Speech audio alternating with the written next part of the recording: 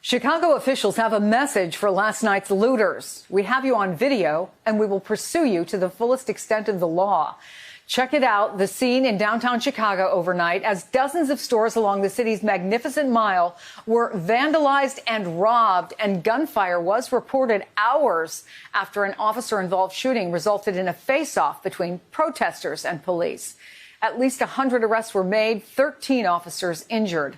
Downtown Chicago went into lockdown with expressway exits blocked, bridges lifted to keep vehicles and pedestrians from entering the area. Mayor Lori Lightfoot this morning calling last night's events inexcusable.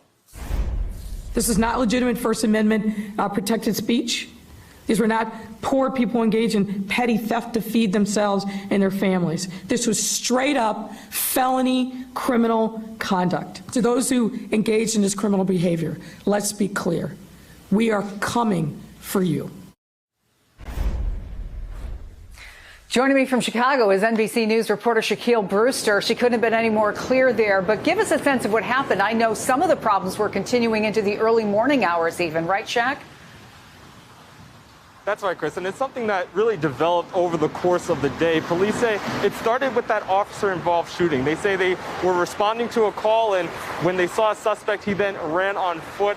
He fired at them, and they returned fire, shooting that 20-year-old black man. But then they say there was some misinformation over the age of this suspect and the circumstances surrounding the shooting. That's when they say people kind of took advantage of the situation. Listen to how the superintendent described what happened after that.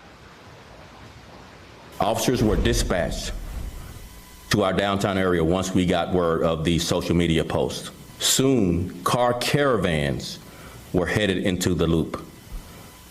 This was not an organized protest. Rather, this was an incident of pure criminality. This was an act of violence against our police officers and against our city.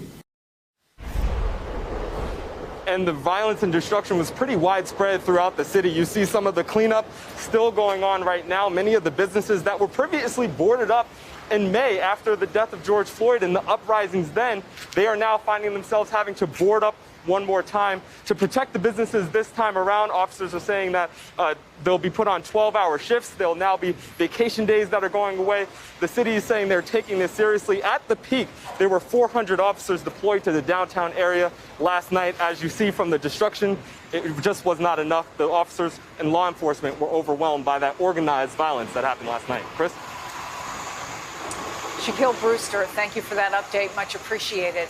Hey there, I'm Chris Hayes from MSNBC. Thanks for watching MSNBC on YouTube. If you want to keep up to date with the videos we're putting out, you can click subscribe just below me or click over on this list to see lots of other great videos.